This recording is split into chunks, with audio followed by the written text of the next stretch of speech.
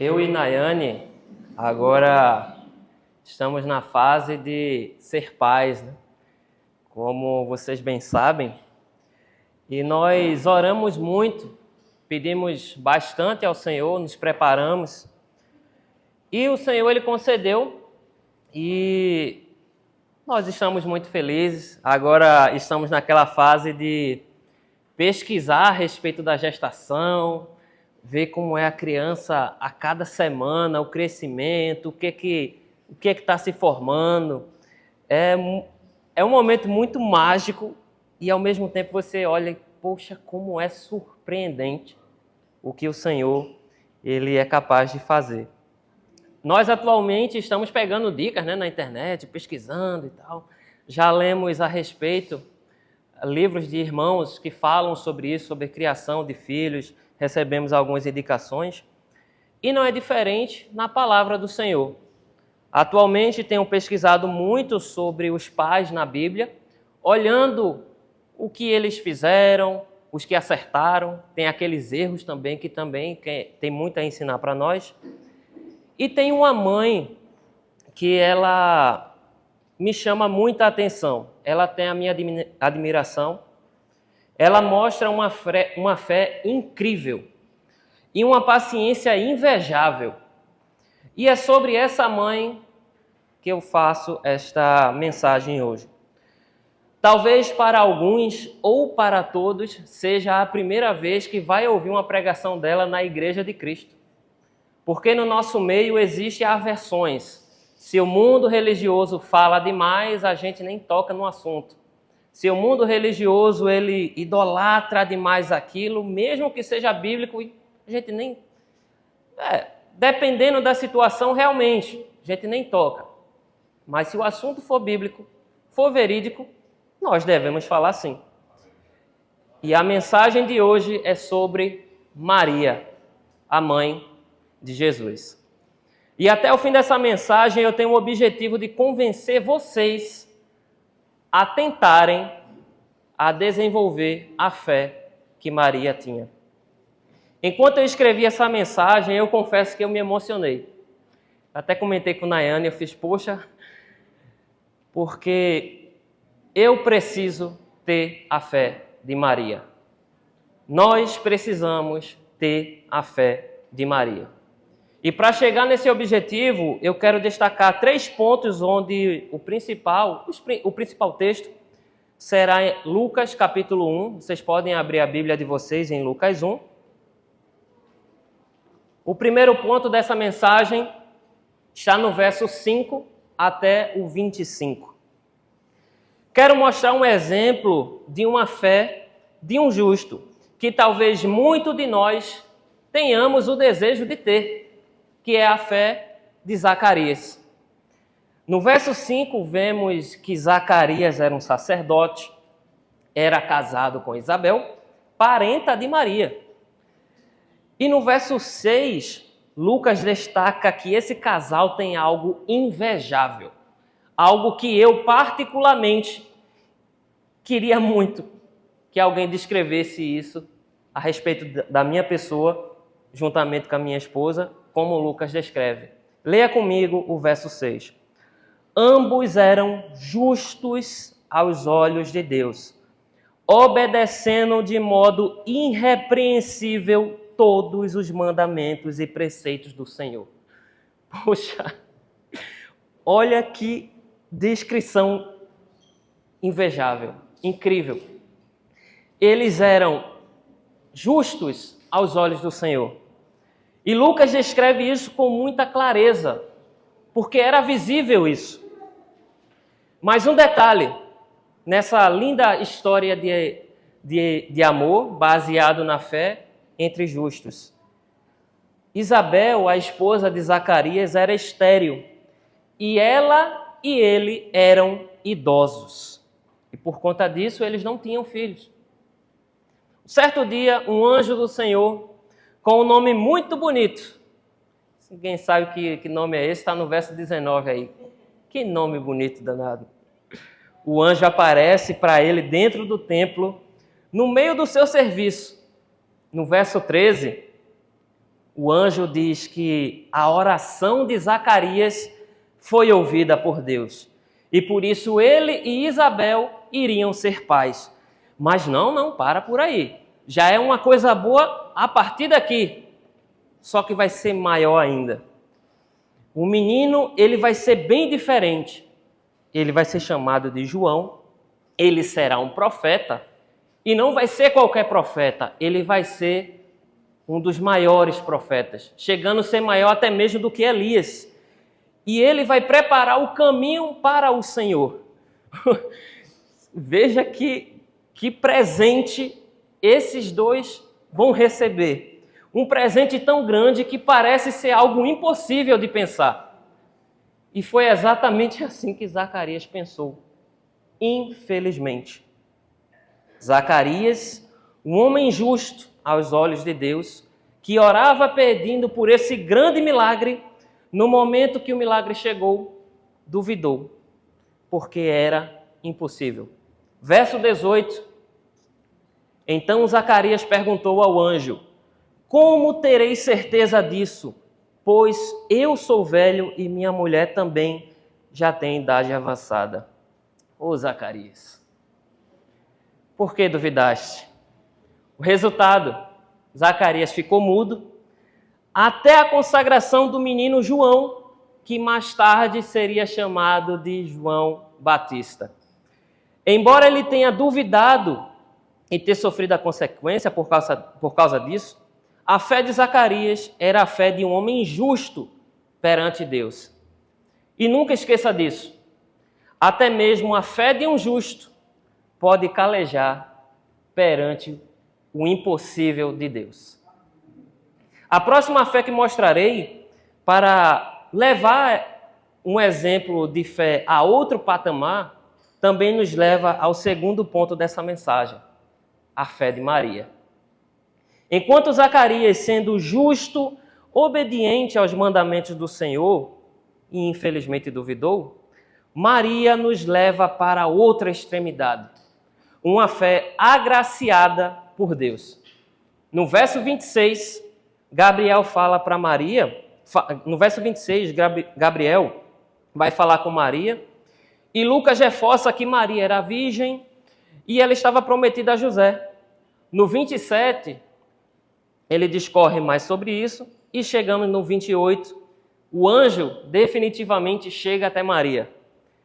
E ele diz: alegre-se, agraciada, o Senhor é com você. Maria vendo o anjo, imagine, Maria vendo aquela pessoa, um homem falando com ela, dando essa saudação, ela para e ela fica meio perturbada por causa das palavras do anjo. Primeiro que ela nem ficou, não calejou porque tem um anjo ali. Foi pelas palavras. Ela, eu? Agraciada? Eu? Cheia de graça? Como assim? Isso parece estranho pensar, mas já mostra algo que a pessoa de Maria, ela tinha. Humildade. E a humildade na pessoa é importante para desenvolver a fé que eu quero destacar com vocês aqui. Gabriel fala que ela é abençoada por Deus e ela dará à luz a um filho. Mas esse filho não vai ser o maior profeta. Esse filho vai ser grandioso. Esse filho vai ser filho do Altíssimo. Esse filho vai ser o rei que seu reinado não terá fim. Ele vai durar para sempre. E sabe o que é que Maria, olhando para o anjo, sabe o que é que ela disse? Verso 34. Como será isto? Se eu nunca tive relações com homem algum. Vocês estão percebendo? Veja a resposta que Maria dá perante ao anjo. Ela creu. Maria, ela meio que disse assim: tá, anjo, entendo que você está dizendo que do meu ventre, eu, sendo uma mulher pobre, do meu ventre vai sair o maior rei da história, ele vai ser filho do Altíssimo, mas ok, só que eu não tive relação com homem nenhum. A mulher, ela não estava olhando para o que ia sair dela, mas como? Ela acreditou no que o anjo estava dizendo. Ela creu imediatamente. Compare a resposta de Maria com a resposta de Zacarias. Zacarias disse: como posso ter certeza disso? Maria: como será isso? O que é mais impossível acontecer? Pergunto a vocês. Idosos se tornarem pais, sendo a mulher estéril, ou uma virgem ser mãe do maior rei da história? Posso dar uma pausa dramática para que vocês pensem e respondam. Mas eu vou me adiantar. Na nossa mente limitada, nas duas situações é impossível acontecer. É impossível. Mas Gabriel, no verso 37, diz: porque para Deus nada é impossível. Depois de tudo isso que o anjo falou para Maria, Maria dá outra resposta surpreendente no verso 38. Sou serva do Senhor, e que aconteça comigo conforme a tua palavra. Maria, mesmo sendo jovem, mesmo sendo pobre, mesmo sendo virgem, ela creu no que o Deus do impossível poderia fazer. Ela creu que o Deus do impossível poderia fazer sair dela o maior rei da história. E sim, acreditar no impossível de Deus é um pilar importante para ter uma fé agraciada. Mas não só isso. Existe algo na fé de Maria que é uma característica que nós podemos falar aqui e nos leva para o terceiro ponto dessa mensagem. Ela tinha uma fé paciente. Ela era persistente nessa promessa. Maria guardou pacientemente o que o anjo falou para ela. Perceba que essa fé perceba que essa promessa que ela recebeu não era qualquer promessa. Era uma promessa grandiosa. E Maria creu e esperou pacientemente até ver o maior rei da história fazer os seus trabalhos. Eu fico imaginando ela nos dias cuidando de Jesus, né? No crescimento de Jesus, nesse período que a gente não tem escritos na Bíblia, né? Eu fico pensando, né? Como eu estou nesse período da gestação, pensando já como vai ser o próximo ano, Maria com Jesus no colo, Maria amamentando Jesus, Maria vendo Jesus crescer, correr no meio da rua, cair, se ralar toda, e Maria pega lá, passa um remedinho. Jesus sumir do nada e aparecer 3 dias depois no templo. E eu fico pensando, o que poderia se passar na cabeça de Maria? Maria, se perguntando, quando é que vai acontecer tudo o que o anjo disse? Será que falta pouco? Será que falta muito? Quando é que isso tudo vai acontecer? Mas ela persistiu nessa promessa e foi até o fim. Não sabemos como realmente foi essa questão da infância, e também não é nem importante, podemos dizer assim. O mais importante é que Maria, quando chegou o momento certo e Deus começou a executar a sua obra redentora por meio de Jesus, ela viu que a promessa que o anjo fez estava se cumprindo, e eu creio como feliz ela ficou. E eu também tenho certeza que no período que Jesus estava fazendo as suas viagens, espalhando o reino de Deus, fazendo o que ele veio para fazer, mesmo que Maria não tivesse com Jesus, eu tenho certeza que ela estava em casa orando por Jesus. Tanto que na crucificação, quem é que estava lá aos pés da cruz? Maria e mais algumas mulheres. E João foi o único que ficou. Cadê os outros? Sumiu. Foi embora. Quando Jesus subiu aos céus, no capítulo 1 de Atos, no meio dos 120, Maria estava lá também. Maria, desde o começo, creu no que Deus faria por meio de Jesus e persistiu desde o começo.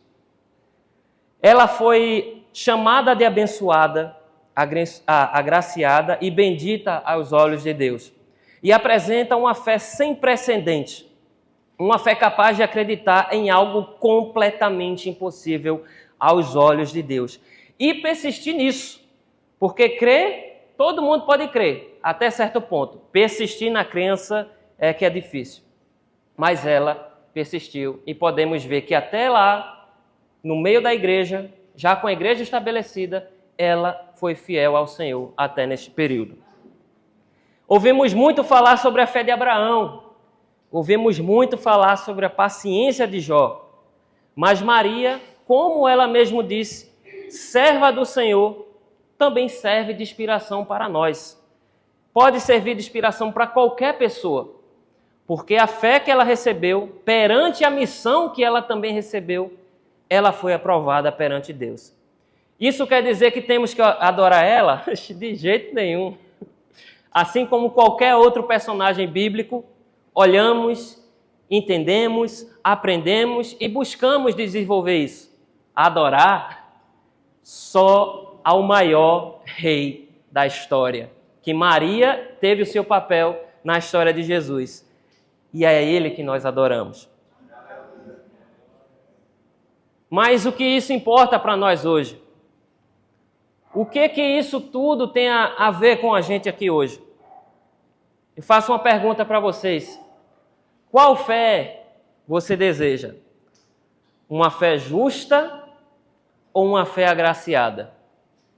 Para ter uma fé justa, guarde fielmente os mandamentos do Senhor.